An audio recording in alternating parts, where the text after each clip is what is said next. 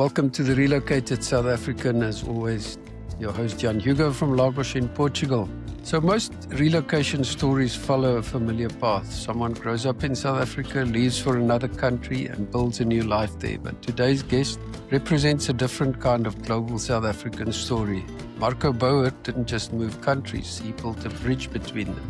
Through his work with MyChinaLink, he operates in the world of international trade, connecting South African businesses with China and navigating one of the most complex global business relationships there is. Welcome, Marco. You can leave South Africa, but somehow the paperwork insists on following you. At Apostle, we help South Africans at home and abroad get the documents and visas they need for travel and immigration. Whether it is an apostille, police clearance, an unabridged certificate, or visa paperwork, we help keep one missing document from delaying your next chapter. For more information, visit apostle.co.za or email clients@apostle.co.za. Documents with convenience.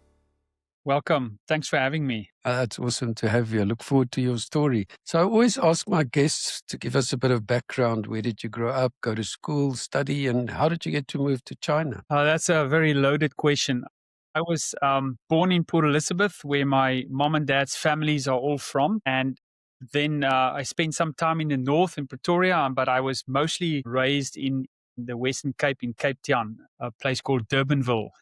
And so you went to school and university, or? Yes, I was in school in Stellenberg High School, which at that stage, I think I was the third. That was back in the day when Father Christmas was still wearing shorts. I think I was the third matric group or the second matric group. It was a brand new school in a brand new neighborhood. And now I hear Stellenberg is one of the powerhouse schools, at least in that area. But back then it was a little different. Yes, and then I studied. I studied a little bit as well. I was a Stellenbosch in Eendrag, Koshuis, and I eventually got my degree. And then it was in 92, 94 time when there was a lot of big changes in South Africa. And somehow, long story, a friend and I started a little newspaper, a community newspaper for the kind of like the rural area in the Western Cape, from all the Winelands area, the Swartland, and all the way up there along the west coast. And we did that for about a year. And as our money was running out for this, Die Burger knocked on my door and said, "Hey, would you be interested in a job?" Which I obviously took with both hands. And that's kind of where my first career, or my career started as a journalist at Die Burger, which is a fascinating time. I can just imagine. So, and did you cover regional stories or anything in particular? Yeah, all kinds of stuff. That was at the time when newspaper was still it was just before it started kind of slumping. Digital was a brand new thing. Reading news online was not something people did. You still ordered your newspaper, or it was delivered to your door and the people would get it. That I still miss that, the feeling of a newspaper in your hand in the morning. And I covered regional news, local news, a lot of court news. And I was in courts. One of the things that I covered was there was a lot of gang violence there was a gang wars going on at that time in the Cape Town and the Cape Flats area. And that was very different. Got some death threats. One of the cool stories I have was as a young reporter, I sometimes think you're not quite a human yet. You don't quite realize what you're doing or what you're missing out on. The morning, usually it happens, the editor would sit with all the reporters, sit in a room, and they would go through a list of editorial meeting. Today we're doing this. This is a story I'm covering today. This is a story I'm covering today. And as everybody's done, the editor would usually say, here's 2 or 3 extra stories for the day, something that we got wind of or that's happening or that the local government told us is going to happen. So who wants to cover this? And then you make sure that everything's covered. And that morning, at the very end of the meeting, the editor said, "Okay, everything's covered. I just have one small thing. The president is going to visit this and this school this morning with his entourage or his guards, which was Nelson Mandela. And does anybody want to go?" And it was just silence. Everybody was busy. Nobody had time to do everything else. And he said, "Look, it's Nelson Mandela. all you need to do is write a byline and go with a photographer and take a photo of him with the kids. And so I'm like, fine, I'll go. And now that I think back of that, what a ridiculous thing that nobody would just absolutely jump on that. And so I got to meet the president, had tea with him, and half an hour while he was waiting for the street to clear so he can get into his car and the entourage could leave. And that was mostly what I covered, just like community news and court news. That must have been awesome. I just interestingly heard that today, in fact, today, they're launching a new newspaper in South Africa called Papier, which is going to be a physical paper again. Wow, that's we'll see how that goes. It's very exciting, but I wonder, I hope they do very well. Yeah, they say they're going to go digital and physical. Yeah, I heard about it on another podcast. The guy said he's the lady that helps at home to clean is going to be very happy because she'll have a newspaper to clean the windows. So yeah. But now, after a career as a journalist, how did you get to live in Shanghai? Was that a long story? Yeah, I'm just going to try and keep it to a few sentences. I asked my editor, can I take a month off to go travel with some friends of mine who finished at university? And he reluctantly agreed, and he said, I'll keep your job for you, which is kind of, thinking back, I was very, very fortunate that he would even consider that. And I left and I went to Taiwan to teach English for a few weeks, and then the plan was to go and surf in Bali for a week and then come back and start my life in South Africa. And I was there for a while, and I ended up staying a bit longer. And then one night I went to visit some South African friends, and I knocked on the wrong door because numbers and everything is in Chinese, which I couldn't read. So I knocked on the wrong door, and this girl opened up, and she's my wife today. No. Yeah, she's this American girl who was teaching at an international school there. And I was so surprised to see somebody that I thought, oh, she looks like she could speak English and we can actually communicate with each other, because I was very homesick at the time. And then we went back to the US. I got my citizenship, and we both went to study degrees there, the master's degrees. And her agreement was she really liked living in Asia. If we get married, she wants to, at some stage in the near future, go back for a few years to Asia. So we, after being in the US for 7 years and getting both studied and I got my citizenship, we both got jobs in Shanghai. And that's how we went back. Okay. And now, wow, that's fascinating. Which city in the US? Where did you study? I studied in Florida and in Miami. And then we also lived in Washington, D.C. And those are probably the two cities in the US that is the most transient. Nobody in Miami or nobody in Washington, D.C. is actually from those places. That is fascinating. And did you do a finance degree, or what did you study in the US? I studied an MBA, a business degree. Okay. My word, it's just fascinating. It just shows you how life works. You knock on a door and the lady becomes your wife. I mean, yeah, wow. I never planned that. Jeepers. I think that is absolutely fascinating. So you kind of, because of her, you decided to go to China, not to stay in the US, although that was an option. Yes, the plan was only to go back for one more chapter, maybe 3 years. We both had 2-3-year contracts with our jobs. I got my dream job in China, of all places, working at an international PR agency. So writing was still heavily involved. And my wife was a school teacher at an international school. And so the 3 years ended, and then other opportunities came up because at the time, China from like 2009 to 2019, just pre-COVID, was absolutely, that is probably the place in the world where it all happened. There was every major company and every brand, global brand on foreign brand, wanted to get us a piece of the Chinese market. And it was just anything went at that time. It was like the hub of entrepreneurship, and all these tech companies just started. And a lot of my friends started companies, little businesses that made it in a big way, and that's still around today. And it was a very, very exciting time in Shanghai. Oh, that is fascinating. And Marco, going at any time during this, initial US to China. Did you ever consider going back to South Africa? Every day. Yeah. No way. Yeah, Okay. every day. It was never my plan to leave South Africa. I was going to go for a month and go home, and I think that kind of just stuck in my head. So I was always looking for opportunities. But I think especially in the time I was in the US, like maybe the early 2000s, it was maybe not a good time to find a job in South Africa for me, especially as a young guy with less than 10 years experience, and yeah, and so and I there was opportunities in the US for me as well, and I had to stay there at times. So I didn't try too hard. I just always kept my eyes open. Like every other month, I would apply for something or send a few emails out and stuff. Yeah. That's fascinating. And your job, your editor that kept your job for you at the Burger? I just didn't go back. I think I wrote an email one day and said, I'm so sorry and I really appreciate it. So My goodness. No, that is really, really, really fascinating. So living in China, is it more difficult than you expected? I don't know how to answer that question. It is very, very hard to live in China.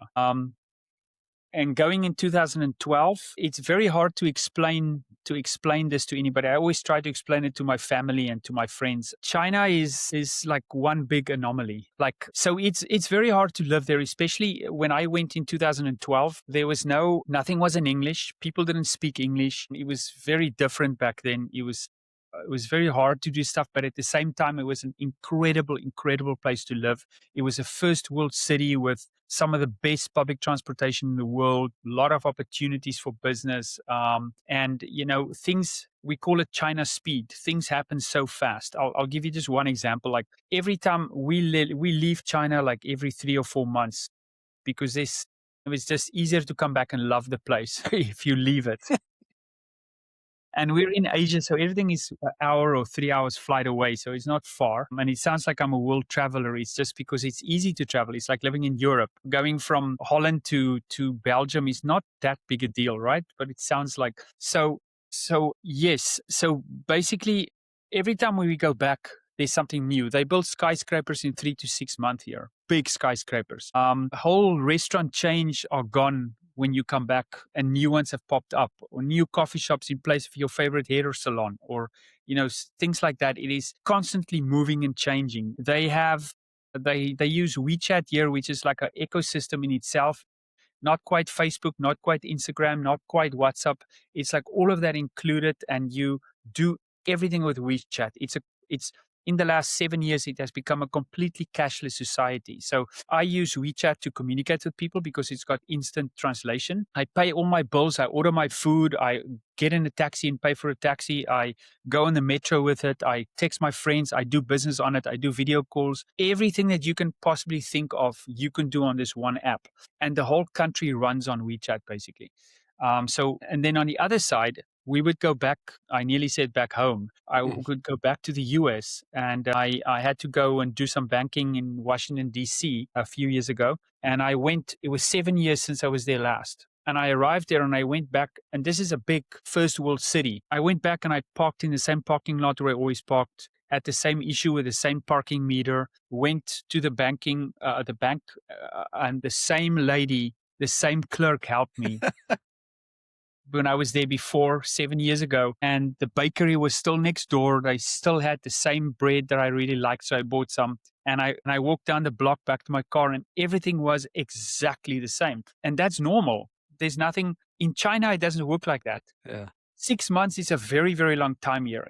I equate China to like the digital age, where things change so fast and there's so much technological development. And yeah, in that sense, I don't know if I answered your question now. No, but that's amazing. That's fascinating. China is a very, very different place. Shanghai is more cosmopolitan, so it's an easier city to arrive in. Now it's very easy. I always see the younger people arrive in Shanghai or in any of the other cities. And they were like, oh, this is so nice here. There's Western restaurants. The waiters now speak English because the new generation grew up having English as a subject. And things are easier. You have WeChat. You can help yourself on WeChat. Back then, you were like a baby because you couldn't speak the language or didn't know the system.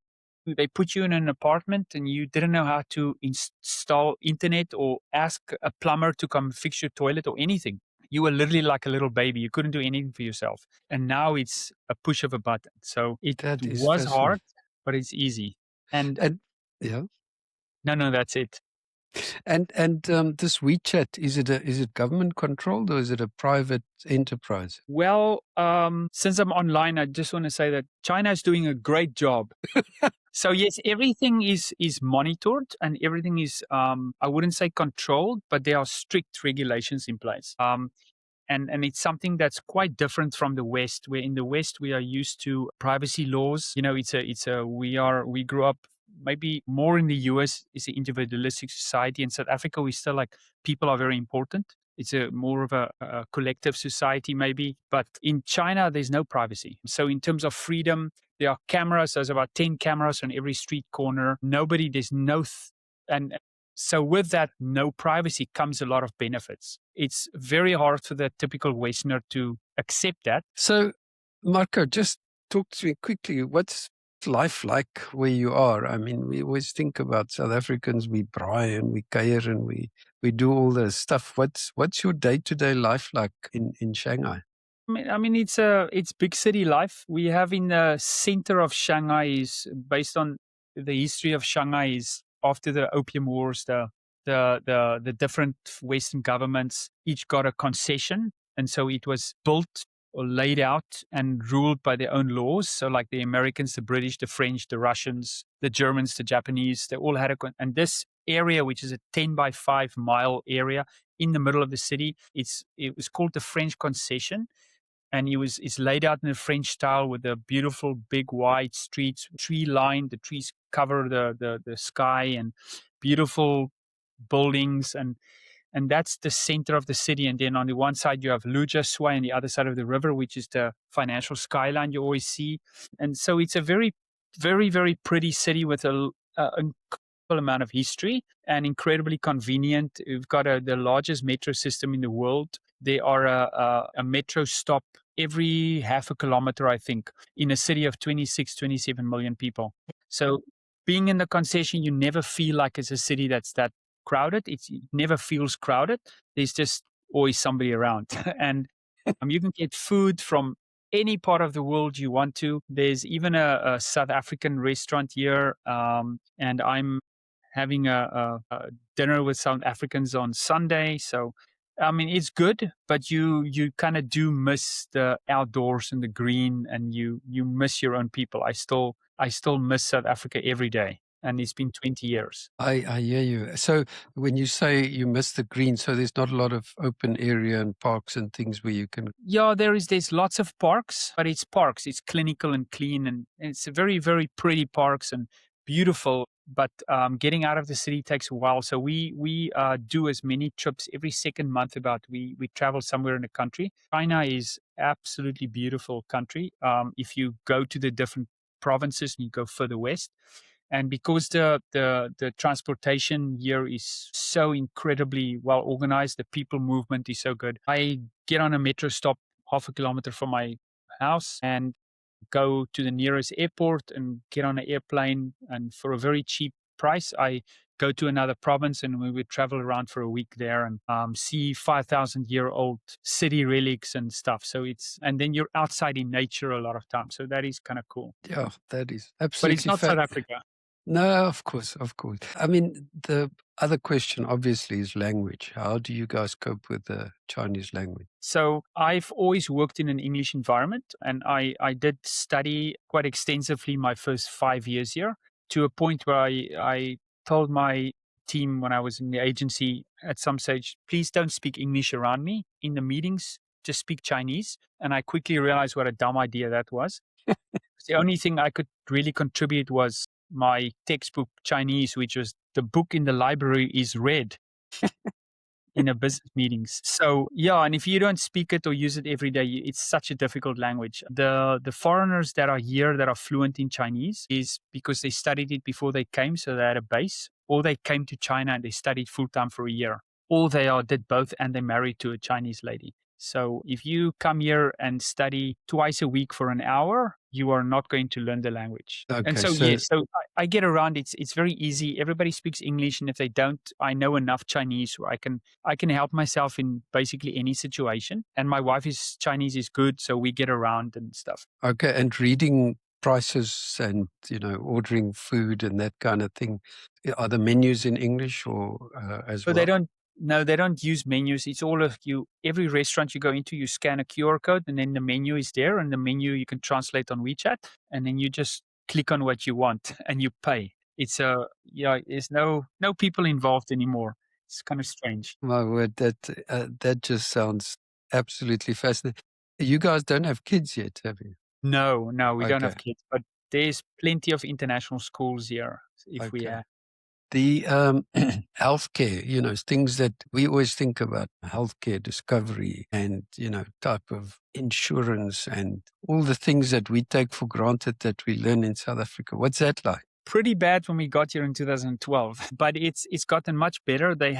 You have, just like in South Africa, you have your state hospitals, which has increased in quality significantly. They have the best equipment. The care is incredible.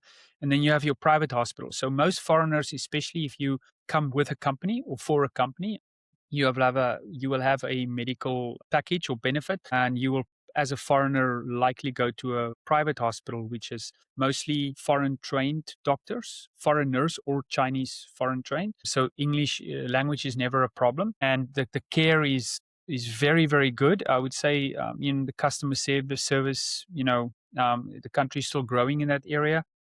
But for serious operations and stuff, I don't recommend you stay here, just because the care is a different culturally. They do it differently. Most foreigners that I know of the last 10, 15 years would go for an annual checkup in Bangkok at one of the private hospitals there. I mean, it's medical tourism, and it is 5-star facilities with the best medical care with food included. You go for half a day or a full day, you do all your tests, and it is less than you pay for a doctor's visit in South Africa. It's incredible. Wow. Yeah. And last question about life, cost of living. How would that compare to the US and South Africa? A very good question. The US is out of the equation now. It's very, very tough living in the US at the moment. Everything is incredibly expensive, even though the media say it's not.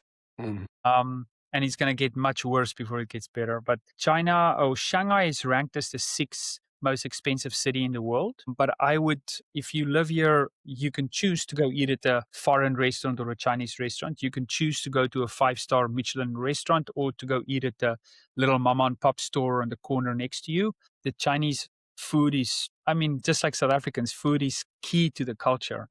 Food is everything. I would say we live fairly cheap, and it's just me and my wife, and public transportation and medicine and everything is very cheap here. Actually, I would say it's cheaper than Cape Town. Wow. Okay. And people's incomes, they're probably very wealthy people, but they're not a lot of there's a lot very of poor disparity. people. Well, Is it? Okay.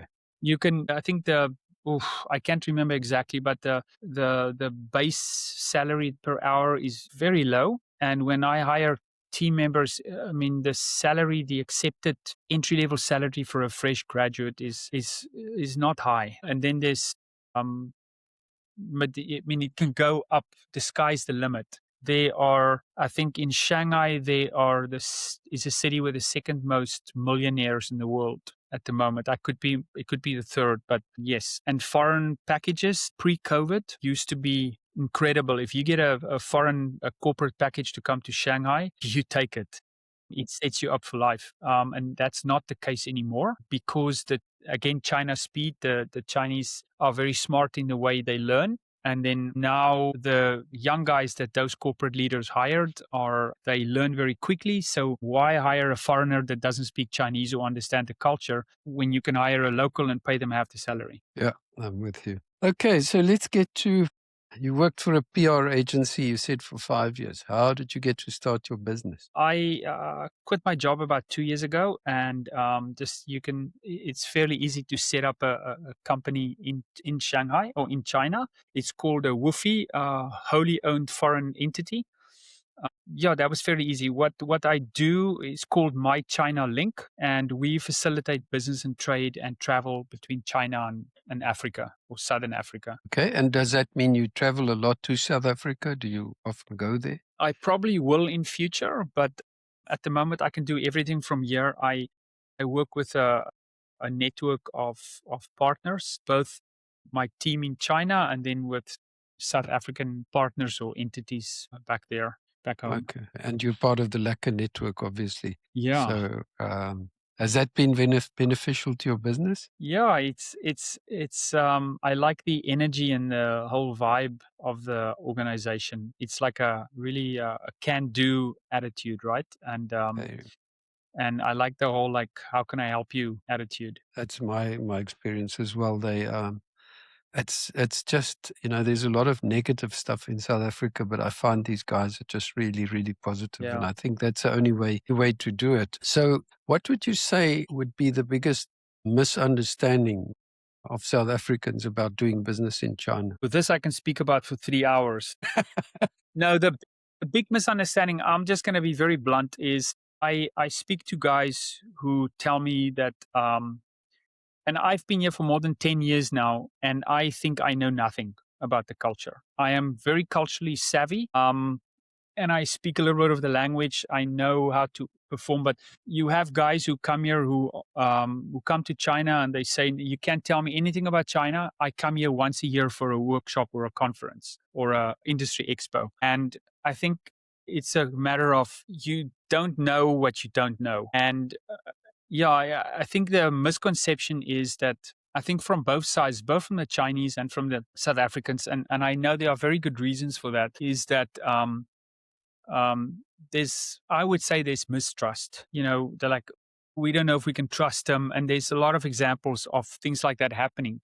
But I would say in general, I find doing business with the Chinese is so refreshing and so easy. They are, again, China speed. You ask for something and it happens the same day or the next day. They are always ready to go. And whatever challenge or hindrance there is, they're like, what can we do? Let's do it. Let's do it. It doesn't matter. We'll fix it. We'll get past it. Let's just start. And, that's not always in all cases the best way forward. But yeah, the Chinese are not, relationships are incredibly important here. They have to trust you, but they're always willing to do business. They are always willing to consider all options. And I find that's really refreshing. That is that can-do attitude. And in terms of linked to that, red tape, I mean, if you deal with, you say, Yeah. setting up a company or dealing with visas, whatever you need to deal with, how difficult is that? So two things. The one is, I would say in general, unless you work with somebody who's really good, or like our team is very well versed in this, people will help you, an agent will help you, whether you're importing or registering or whatever you're doing, they will help you, but only insofar as the questions you ask. If you don't ask the right question, they're not going to tell you. So you might think you know everything, but you didn't ask everything because you don't know. And that's kind of the part that's really frustrating sometimes, especially if you're not in country or if you don't know something. And then, yeah, the other aspect is, yes, there is a lot of red tape. The free trade agreement that was just signed is, in principle, it's really, really good. It puts South African products, it put wine and agricultural products now on an equal footing with a lot of these countries that had much better opportunity than us because they didn't pay tariffs like we had to do. And I'm very excited about that prospect for the future for South Africa and for job growth and stuff. But at the same time, really great agreement, but there's still Chinese regulations and registration processes are very, very strict. And I'm helping a wine register their wine, and it's a 2 to 4 month process. It's not easy, and it's in Chinese, most of it. So if you don't know, you're going to need somebody on the side to help you do it. So it's not a stop start. Yeah, yeah. And if you have to rate on a scale of 1 to 10, the difficulty of entering the Chinese market, where would you put that? Just nothing scientific, just a thought. It's hard. It's Okay. hard. If 10 is easy, this would be 2 or 3. Yeah, I would say 2 or 3. Yes, it's Yeah. it's very hard. I mean, you can. I mean, I can speak about that for an hour. That's what we do. It's very hard, but if you know the right people, it's not. The market here 10 years ago was the Wild West. 20 years ago was the Wild West. Anything goes. You can get anything in, and the consumers are brand agnostic. They didn't grow up with any of these foreign brands, so they're not loyal to any brand. They try all the different stuff, and there's thousands of stuff coming at them. And so, if you come in to enter the market and to get a foothold, it's going to take patience and it's going to take some time and money. Yeah, and I assume that market is so vast that Yes. if they accept you, you're going to have to produce to satisfy Yes. the market. Yeah. And also, this is something else. I just want to make one comment on that. It's people tend to forget. It's true what you say. China is so vast, and China can be equated, I would think, to Europe. It's not one. It's one country, but it's like the northeast is different from the southeast, from the northwest, from Shanghai area, from Hong Kong, from all the far western areas, and that has to do with palates and food taste and the type of food you eat and the culture of the people. And in some places they speak a Mandarin that other Mandarin speakers don't understand, and so what works for one place might not work in another place. So a big multinational company like, let's say, Starbucks or Coca-Cola or something, when they come into one place, they usually focus on the big tier 1 cities, and those are not even the same. I was in a city last year that was bigger than Shanghai that I haven't even heard of. It's called Chongqing. I thought it's a made-up Chinese name. Chongqing is a city that exists. It's got 29 to 30 million people in one city. That in one is city. just ridiculous.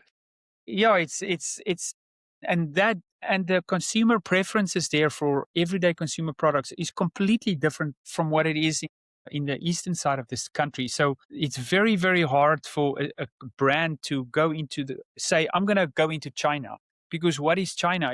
What area do you focus on? So, yeah. Just to put it in perspective, so Portugal, from south to north, is just over 600 kilometers. From east to west, about 300 kilometers. Only 10 million people. You're talking about one city with 30 million. I mean, it's just the It blows numbers. your mind. It's mind-boggling, absolutely. I had an interview with a girl many, many years ago, maybe 10 years ago that I forgot, that I interviewed her for a role. And at the end of the interview, I asked her, so where are you from? Because she wasn't from Shanghai. And she's like, oh, no. It's a small city. You would never have heard of it. And I said, no, try me. What city are you from? And she said, no, you would not have heard of it. Only 6 million people. That's scary. You talked about the trust. I mean, is that a thing that's difficult to build, but once it's there, it works? Or is that not your experience? Yeah, no,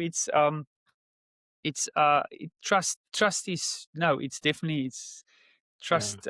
Yeah, it takes some time to build, like in any place, but um, in business, for instance, if you like, I would, especially with the newer generation, it's easier to build business connections because they're not so much the old style about we must have many dinners together and stuff. And the people, they just want to do business. And so if you've proven yourself that you can provide projects or that you can bring your part of the deal, they will throw everything in it to strengthen that relationship. I've heard in Japan, for instance, if you go out to dinner, the guys get rat-faced. Is alcohol a big thing in China or not really? Are they more reserved? No, for these big meetings, these annual meetings, alcohol is kind of a big thing. But I always take the glass and then I pretend to drink. Otherwise, you will be rat-faced. But the new generation who are more, as they go up Maslow's hierarchy, it's a developing country still, but the new generation are further up towards self-actualization. Alcohol is not really a big thing. They're much more sophisticated than 10 years ago. And for instance, in the wine industry, low alcohol, non-alcoholic, and organic wine is very, very popular under the 20 to 30 somethings. And also something low alcohol with bubbly, like what's the sparkling stuff, like apple cider and grape cider or something like that. Or sparkling wine is, yeah. Very interesting because, here in Portugal, we have what they call Vino Verde. When we order it in a restaurant, I always say bring a straw because it's like cold drink. It's got 9% alcohol and it's extremely popular. And some of them come with a bit of bubbly as well. It'll do very well, yeah.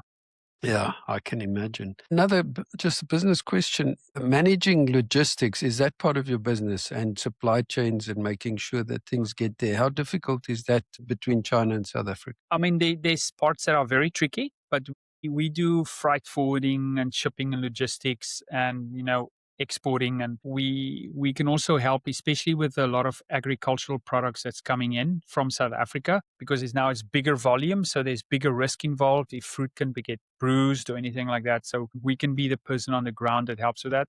There's tricky parts about it because if anything happens to the shipment, it could be a big problem. But in general, I work with very, very experienced partners. We have a very strong team. So, yeah, the saying is anything is possible in China. Okay. And things like Forex and banking and so on, you're also able to help people with that? Yes, it's not our specialty, but we can and we often do. But the retirement age here is very low. And so, because it's such a collective or community society, every day in the parks you see retirees, they get together for games and sport, and for everything happens. There's big dance groups in every park after 5. And then what is funny sometimes is just in China, because things change so fast. A lot of times, even myself, I can't always keep up with the change. So now, in the past, like traffic laws, when I got here, traffic laws was only suggestions. A red light was a suggestion, and now to enforce it, the police would actually stop people. And a lot of times, it's a guy that maybe a 70-year-old guy who's never stopped at a red light if there's no cars coming. And now the police have to explain to him what he did wrong, and because the change is so fast. So there's a lot of stuff like that, I guess. But yeah. Interesting. And I mean, like when you bring South Africans over and they meet Chinese, and are there awkward moments when you introduce them or go to dinner with them and not knowing about the food? I'm sure that must be some. No, I think the Chinese in a city like Shanghai, they meet a lot of foreigners. They kind of know if you make a mistake as a foreigner, they like, oh, he's just a foreigner, he didn't know. So it's Okay. fun. Okay. And what's your favorite Chinese food? Well, there's a lot. So we love the northern Chinese food, which is heavier potatoes, meat, thick noodles, or very similar to our Afrikaanse stews. Okay. Okay. And then in the southwest, you have more like spicy food. Everything is spicy food. And where I live in Shanghai, it's mostly seafood. Okay. And a lot of octopus, or just Anything in Shanghai or in the south towards Hong Kong, anything. No dog. Is that a fella's? That used to be a thing, but I think they slowly eradicating that. And it's not in the big cities. It was like more in the rural provinces there was 1 or 2 provinces where it was very, very openly dog meat. But now it's more like countries that are further down the path towards development, like in Southeast Asia. Dog meat is still more of a common sight. I haven't seen that in China in probably the last 10 years. And I think people frown on it now. One of the big consumer trends at the moment, if anybody's listening that wants to have an idea to import something to South Africa, it's a free idea, is pet accessories. Everybody has pets because it's so expensive at the moment. The new generation don't want to, they are very adverse to having kids because raising a kid is incredibly expensive. That's a whole different conversation. But so you get a pet, and there are big, big stores opening up with pet food and pet stores and pet toys and pet clothing and all kinds of accessories. And it has become a massive, massive multi-million-dollar industry in China. It's interesting, yeah, because we call them China shops here in our town in Lagos. There's at least 4, but like they big hypermarkets. You can buy anything there, and interestingly, all the pet stuff, and they all staffed by Chinese people who can speak Portuguese, but. Wow. You can literally buy electronics, garden stuff. There's just nothing, and clothes. A lot of very convenient. Yeah, so they've obviously found Portugal too, and other than Temu, a lot of people use Temu now as well. I mean, I haven't. When I walk on the street outside, we always go for long walks. I cannot remember when was the last time I saw a dog without a jacket or a hat or something on. Mm-hmm.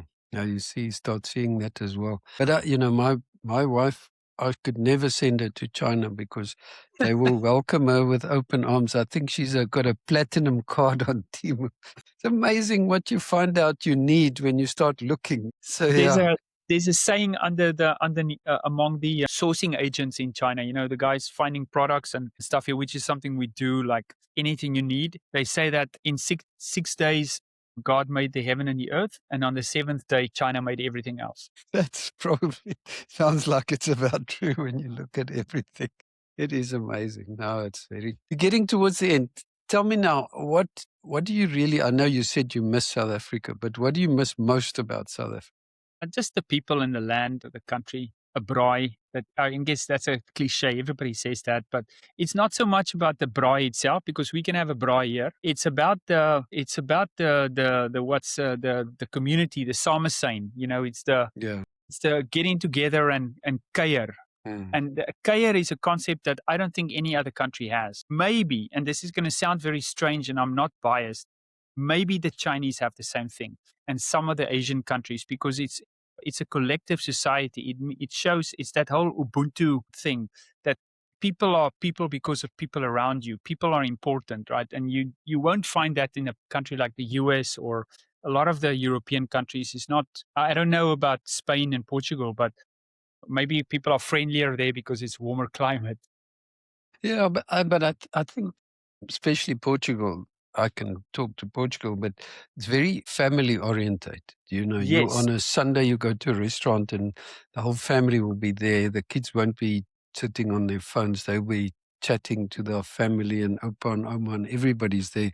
So it's much more like that. I think they are probably here, but I hear what you're saying. And in that sense, do you miss family? Do you see your family regularly Oh or yeah, not no, really? every day. It's them every day. We speak a lot.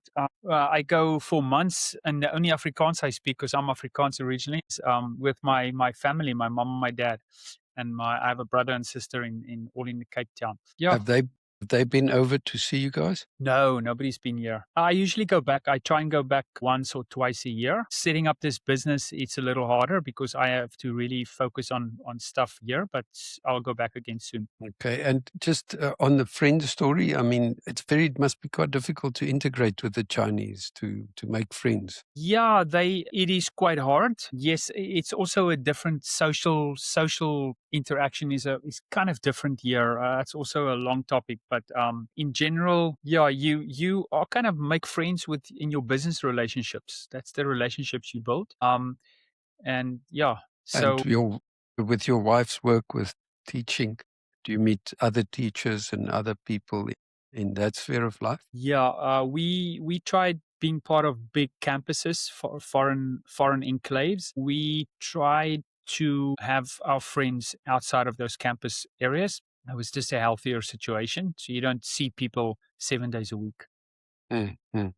But because usually it's in a neighborhood, everything is contained there, and so we've always had our own circle of friends, and you know, in general, what's good about a city, like everybody who lives in an international city, you will know that um, some cultures, especially Western cultures, are harder to just make friends.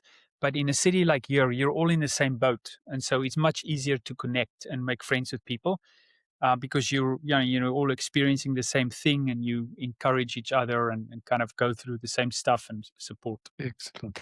Marco, and last question, if you think about how your career and life has worked out from a journalist to running a business from China, any regrets? Would you have done something differently if you think back now? You can leave South Africa, but somehow the paperwork insists on following you. At Apostle, we help South Africans at home and abroad get the documents and visas they need for travel and immigration. Whether it is an apostille, police clearance, an unabridged certificate, or visa paperwork, we help keep one missing document from delaying your next chapter. For more information, visit apostle.co.za or email clients@apostle.co.za. Documents with convenience. I mean, you think about how your career and life has worked out from a journalist to running a business from China. Any regrets? Would you have done something differently if you think back Oh, now? Wow. Maybe sign up for a lotto ticket? No, I would never have foreseen the way things have gone ever. So no, I wouldn't say any regrets. Maybe spending a little bit more time in South Africa, but in general, I've been very, very fortunate. I've traveled all over Asia multiple times. I've been all over the US, and I'm going back next month again to do a 2-week road trip to go see some clients and some family. So that part is really nice. But, I would give half of that up to spend a week in Cape Town. My word, I can imagine. Oh, well, that's always something to think about. But, you're part of the Lacquer Network. You're dealing with South Africans. So I can only wish you well. Marco, I think just to say you can be found at MyChinaLink.com. That's right. Yes. And you also do tourism. It's not just business. Yeah, we're actually bringing a group of South African businessmen and women over in October on a discovery trip to China, and last year we did one to Rwanda for a group of Chinese investors, and so we can go both ways. And then we also do some travel consulting and travel planning for Chinese outbound tourists to South Africa. And then lastly, sorry, it's a long answer, is we also offer training to kind of make tourism vendors and hospitality vendors and hotels and staff and stuff and guides to make them kind of China ready. Because there's very specific stuff that's Chinese travel expectations. So at the end of this month, we are doing 2 webinars for business people traveling to China, day-to-day effectiveness, what you need, and then going to like the Canton Fair, which is one of the biggest fairs in the world, which happens next month. We offer like a pre, during, and a post kind of preparation webinar. Awesome. Well, we can talk for hours, but really, thank you so much. Thanks for being a guest and sharing your story. It's just absolutely fascinating, and especially being the first guest from China. Thank you, Marco. Thank you very much for having me. I really appreciate it. As always, if this episode resonated with you, you're welcome to share it with someone who might need to hear it. And you can find more episodes of The Relocated South African wherever you listen to podcasts. Thanks for listening, and I'll see you next time.